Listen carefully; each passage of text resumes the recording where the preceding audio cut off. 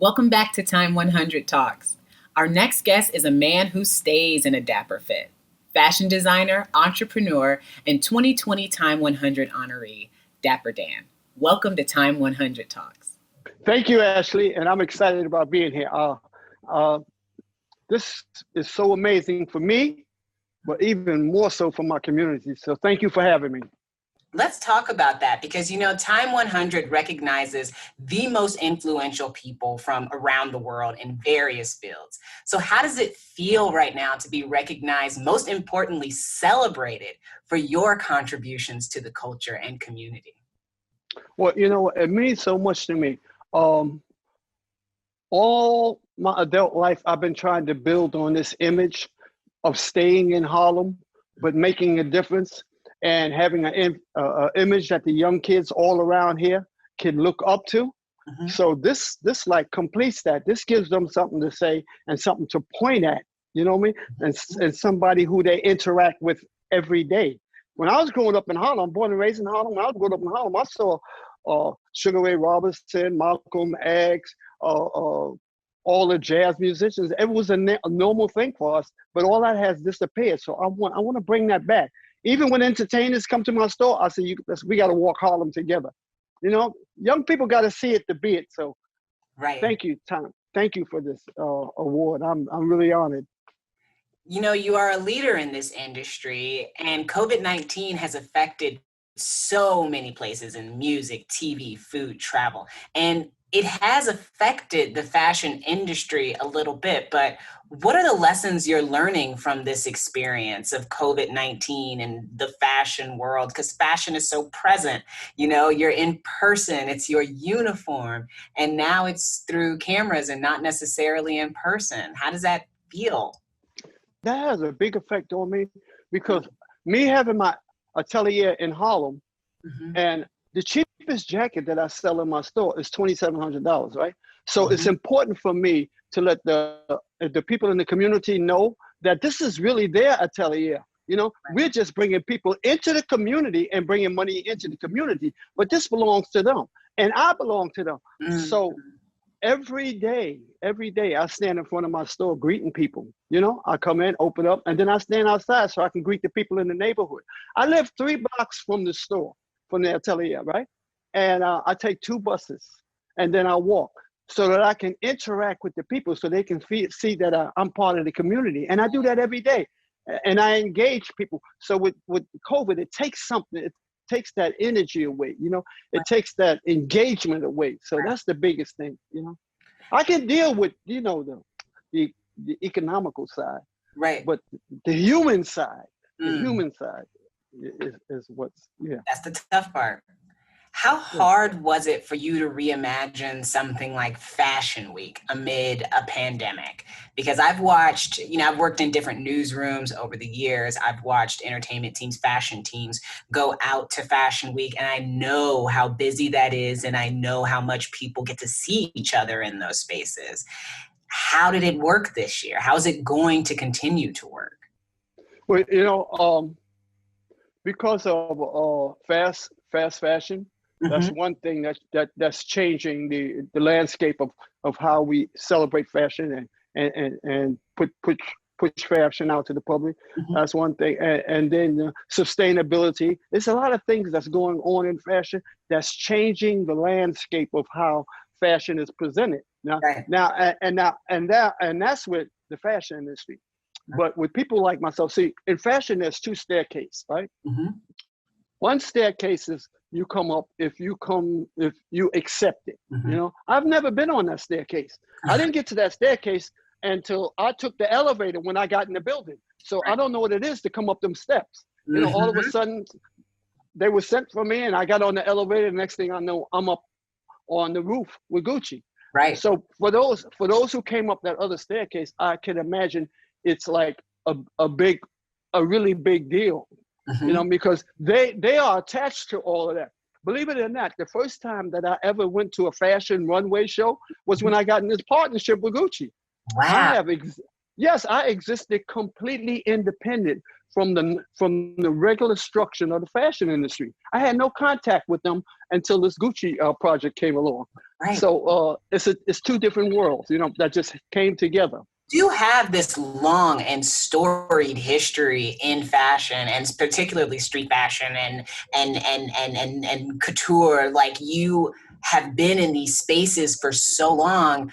What has it been like to watch the relationship between street fashion and the runway change over the years? Because nobody was doing these collaborations before Dapper Dan was doing these sort of remixes. Yes. Wow, I feel like a space cadet, because it seems like I navigated these two parallel universes, and I found a point which they meet. And I was able to land there. I was able to dock there. And so to me, it's exciting, but coming together, it's like there's some turmoil, when two opposite forces come together like that. But all in all, it's exciting, and young people are really embracing it. And now the industry is approaching it in a different way, So I'm really happy about it. It's a change has come. Yes. And there's more work to be done, I think. Yes, a lot more. Yeah. What else do you think we need to be moving forward toward to bridge this gap between the haves and the have-nots, essentially, in fashion? Because and I know that talent is everywhere. And that skill is everywhere, and it comes in all sorts of places and all sorts of packages. How do we make sure there's even more representation in this space and in this industry? Now, this is a very sensitive topic, and I want everybody to try to get this message clearly, right? Mm-hmm. Gucci has done and has had the greatest impact in terms of inclusivity and diversity. They have really made a difference, like taking me and let me do exactly what I did. And when I was in Harlem, and I had my store in East Harlem, right. And I have everything in place that I would have had I normally had the same trajectory as those who come up the other staircase. Mm-hmm. But the most important thing that I want to say is that if the other brands would follow Gucci's footsteps, we could do a lot of work. I can't imagine like a Fendi taking a minority and putting them in the minority, or have an atelier in a minority. I think that's what they did. We need to put pressure on Fendi. We need to put pressure on Prada, all them other things, to do what Gucci has done. Mm-hmm. That's part one. Part two is this: we need not to forget the Dapper Dans, the Jay-Z's, and the Sean John. And let me explain to what I mean by that. Mm-hmm. We come from the grassroots. We made it. Sean John and Sean Carter made a difference in hip hop. They put it globally. Dapper Dan was able to take street culture and take it globally. So you got rap by these two giants that went globally. Then you got Dapper Dan, and we took this street culture couture globally. We need not to forget that. We need to continue to create pathways for the next Dapper Dans, for the next Sean Johns, for the next Sean Carters. We need not to forget. We have these programs now that are bringing people of color in, right? But they are privileged people of color. Mm. We need to reach down, you take a diamond. You could take a diamond and give it to a jeweler and have him fashion it. But what about the diamond in the mine? The diamonds that have not been mined yet. And that's what the ghetto represents. We need to still have pathways for guys like myself, Dapper Dans and Sean Carters and Sean Johns, like I say. Don't clog that. The ones who have been accepted in these programs are gifted and talented, but don't forget us. We're the ones who stood at the tip of the mountain, at the verge of falling off cliffs when we came back. These are the stories we need for the bulk of the people out there in all these poor communities around the world, not just here, but around the world. They need to see the Sean Johns, the Dapper Dans, and the Sean Carters. That's who they need to see. In the favelas in South Africa and the favelas in Brazil, we get people from all over. We need to do that. When fashion does that, then we can say, okay, those pathways need to be open. And what they need to understand too, and I want to put this out there and close it on this question, is this. I'm on the bus, I'm on the train, I'm on the sidewalk. The people who get up in arms about anything that fashion industry does, they bring it to me. Mm-hmm. And I'm there to hear it.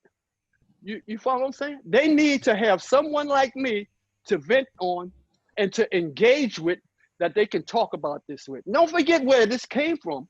Right. You know, we have a history of developing culture, and then it takes on wings and we can't reach it. Mm-hmm. You know, so I just wanted to express that point. What has it been like after, your relationship with Gucci has evolved over time? What has it been like to be in this place at Gucci where you get to create from a place of freedom and from a place of expression that is otherwise unhampered? Like, what does that feel like? Because I think not enough people know. Yeah, you know what? It's like I am in almost 100% in my element with this deal. You know, the only restrictions I have is I can only work with Gucci. Mm-hmm. And I'm happy about that, because to me, Gucci has the most tools that I like to work with. You know, they have crest and they have colors and they have, what I've been known to make, Logo Mania. It has all the ingredients that I worked with initially, that the other brands are just copying from them, Mm-hmm. So it's exciting in that respect. But I owe it to myself.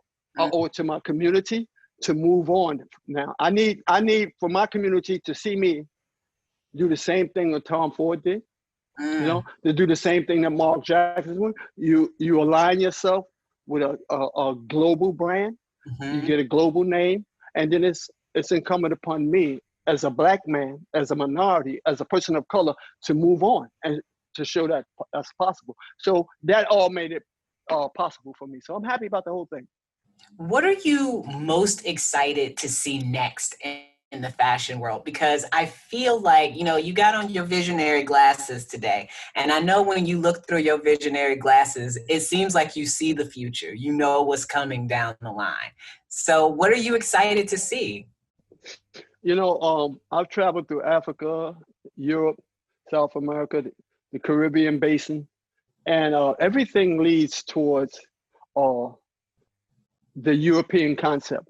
You follow me? Now, street culture has changed that. But you have to remember, we're ex-slaves and we are fully,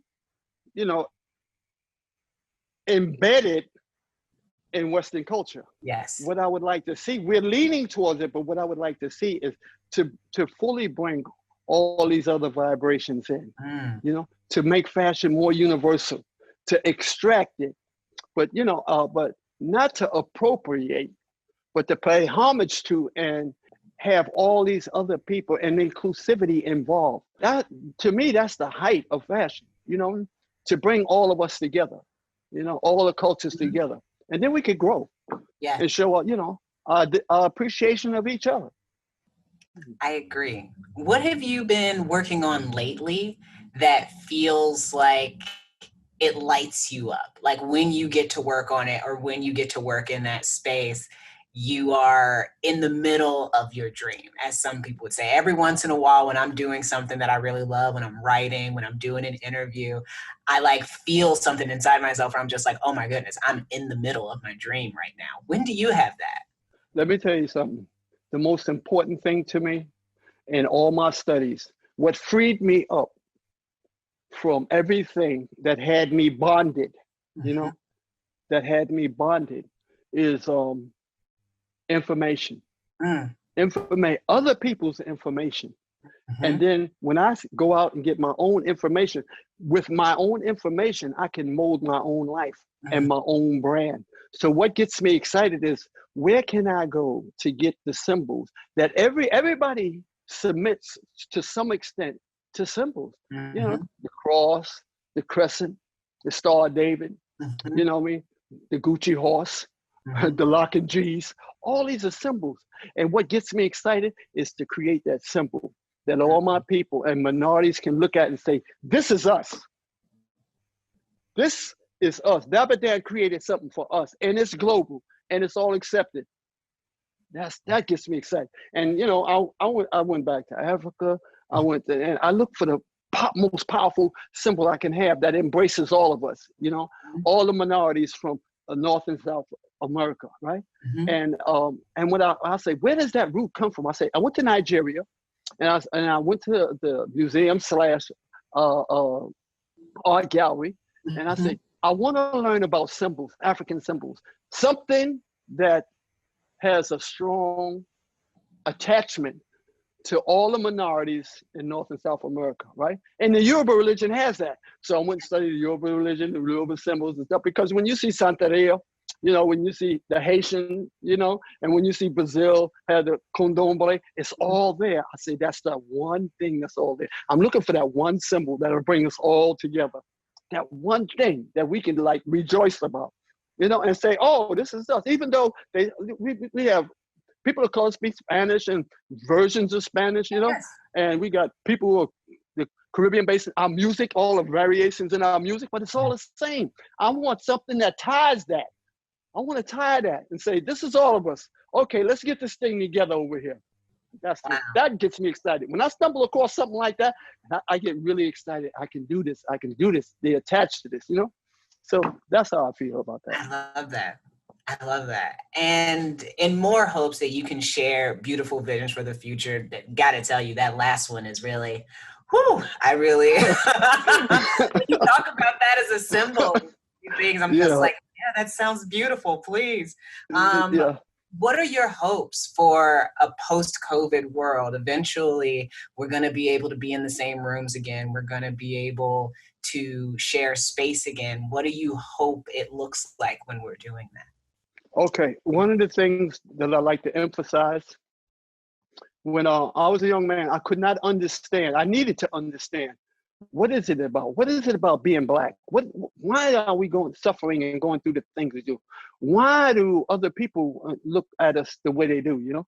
And so I think one of the first books I read was the African Genesis, and the other one was Territorial Imperative.